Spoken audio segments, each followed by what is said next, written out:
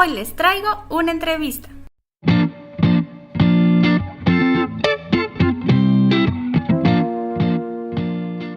Hola a todos, bienvenidos a Detrás de la Tecla.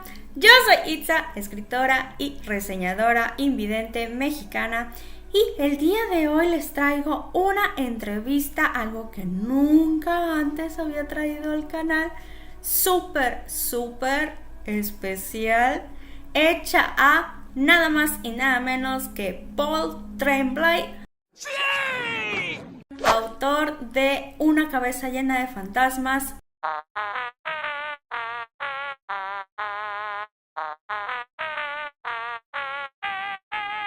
entre otras novelas de terror.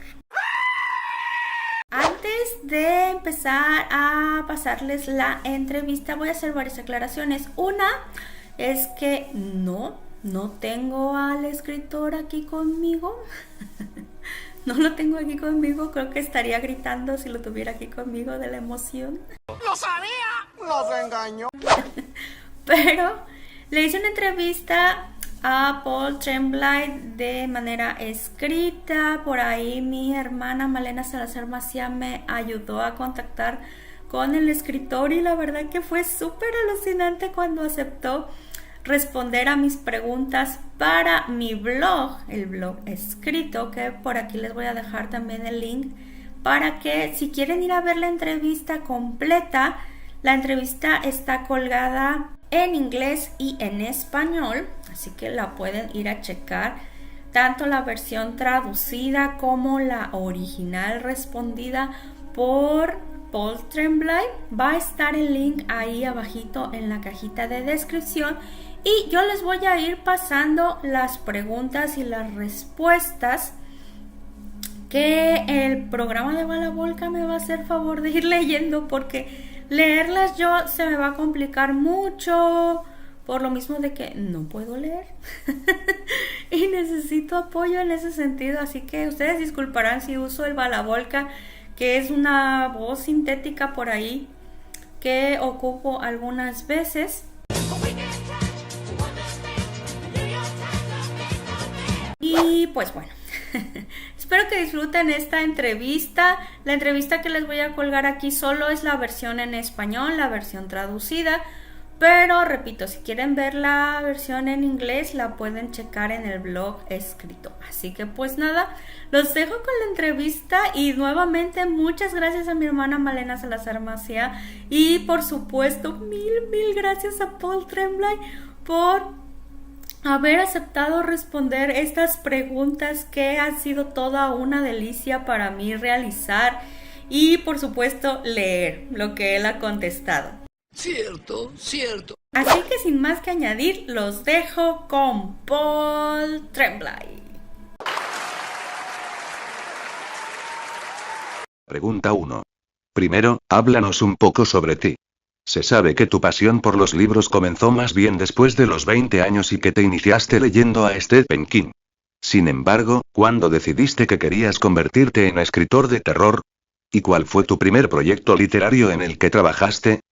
Respuesta. No tomé una decisión consciente de ser escritor de terror. Al menos al principio, lo único que quería escribir eran historias de terror. La primera historia que escribí era sobre la muerte personificada, enfrentándose a un asesino en serie que había matado a alguien a quien no debía haber matado. No era una historia muy buena y está escondida en un baúl bajo llave, metafóricamente hablando. Me identifiqué como escritor de terror hasta que, en un momento dado, decidí que era un escritor que escribía terror, lo que era y es una distinción importante. Significa que, sea cual sea la idea de la historia, haré todo lo que pueda para satisfacer las necesidades de esa historia y no forzarla a ser algo que no es. Creo que soy un mejor escritor por esa distinción. Pregunta 2. ¿Qué es lo que más te gusta del género de terror? Respuesta. Me gusta que el terror se comunique a un nivel emocional, algo que me resulta familiar. Mis historias de terror favoritas son las que describen emociones que solo se pueden describir a través de una historia. Además, los monstruos son geniales. Pregunta 3. Hablemos un poco de Una cabeza llena de fantasmas. ¿Investigaste acerca de las enfermedades mentales para proponerla como posible explicación de lo que le sucede a Marjorie? Respuesta. No lo hice. Investigué más sobre cómo la Iglesia confundía la enfermedad mental o la epilepsia con los síntomas de posesión durante cientos de años. Esperaba que los síntomas de Marjorie fueran lo suficientemente vagos y encajaran en los tropos clásicos de las narrativas de posesión, para que los lectores dudaran si estaba sucediendo algo sobrenatural o no. Pregunta 4. Mientras escribías la novela, ¿te imaginaste que sugerir dicho tema podría calar en lectores relacionados con la salud mental? ¿Pacientes con trastornos o bien, profesionales de la salud mental? Respuesta. Sinceramente, trato de no pensar en cómo los lectores, especialmente lectores específicos, podrían conectarse con una historia o un libro. Es bastante difícil para mí escribir algo que creo que es bueno, algo que yo quisiera leer. Confío en que haya suficiente gente como yo por ahí que pueda disfrutar del libro que yo estoy disfrutando.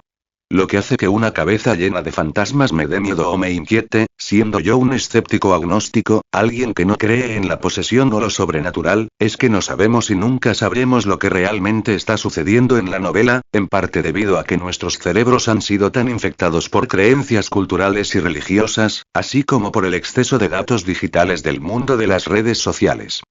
Pregunta 5. Pasemos ahora a Desaparición en la Roca del Diablo. ¿Qué piensas acerca de la falta de comunicación que actualmente viven los adolescentes con sus padres?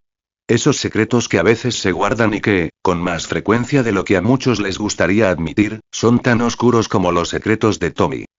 Respuesta.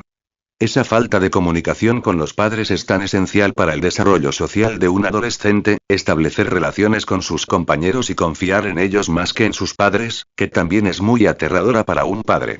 No importa cuánto le digan sus hijos, no lo contarán todo, y probablemente no deberían hacerlo. Lidiar con eso como padre es estresante y difícil. A menudo bromeo diciendo que la escuela secundaria en los 6 a 8 grado, o la edad 12, 14, es un infierno para todos. Los estudiantes, los maestros, los padres. Esas ansiedades definitivamente influyeron en la escritura de ese libro. Pregunta 6. Dentro de esta misma historia nos presentas una sombra que poco a poco adquiere tintes sobrenaturales. ¿Fue esa tu única intención, o planeabas que esa sombra representara la oscuridad interna de un ser humano? Respuesta. Quería ambas cosas. Al igual que en una cabeza llena de fantasmas, quería abordar otra área liminal y ambigua de nuestra experiencia. Una vez más, lo que se sabe y lo que no se puede saber es un terreno fértil para las historias de terror, para todo el arte, en realidad. Pregunta 7. Y aunque me encantaría explorar el resto de tu trabajo, lo dejaré hasta aquí al indagar en la cabaña del fin del mundo. Así pues, la pregunta es la siguiente. ¿Qué hubieses hecho tú de hallarte en la misma situación que la de tus personajes? ¿Sacrificarías a un miembro de tu familia para evitar el fin de la humanidad? Respuesta. Con la salvedad de que en la novela nunca queda claro si se está produciendo un apocalipsis, estoy del lado de Andrew. O al menos, espero ser tan valiente como Andrew para elegir el amor en lugar del miedo y negarme a participar en semejante maldad. Pregunta 8. Pasemos ahora a temas menos peliagudos. Dejando a Stephen King, Shirley Jackson y Edgar Allan Poe de lado, ¿qué otros autores de terror has leído en los últimos tiempos y cuyo trabajo valoras? Respuesta. Hay tantos. La novela Nuestra parte de noche de Mariana Enríquez es mi libro favorito del siglo XXI. Stephen Graham Jones es una maravilla y tiene una voz singular. Eric LaRocca escribe historias grotescamente hermosas que te ponen la piel de gallina. The Fisherman de John Langan es una novela imprescindible. Hay muchos más escritores de terror geniales trabajando ahora, entre ellos Nathan Ballingrud, Liz Hahn, Víctor Lavalle, Sarah Langan, Lair Barron, Nadia Bulkin, Rachel Harrison, Gus Moreno y muchos más. Pregunta 9. Y para ir cerrando, ¿te has planteado incursionar en otro género que no sea el terror? Respuesta.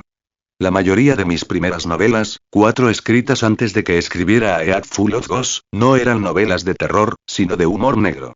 Mis 2 primeras novelas publicadas en Estados Unidos trataban sobre un detective privado narcoléptico en el sur de Boston. Tengo suerte de que mi editor actual me permita una definición amplia de lo que puede ser una historia de terror. Sin embargo, me gustaría escribir más comedia en algún momento. Pregunta 10. Por último, ¿qué consejo les darías a quienes buscan convertirse en escritores de dicho género? Respuesta. Lee mucho sobre este género y sobre otros. Escribe para complacerte a ti mismo y no a un público imaginario. Escribe sobre algo que te moleste. Espero que la entrevista les haya gustado. Y gracias a Paul por acceder a responder. Si les gustó el vídeo regálenme un like, además de compartirlo con sus seres queridos, pero sobre todo, con los amantes de los libros. Y ya saben. Dudas, comentarios o sugerencias, tecleen que yo los leo.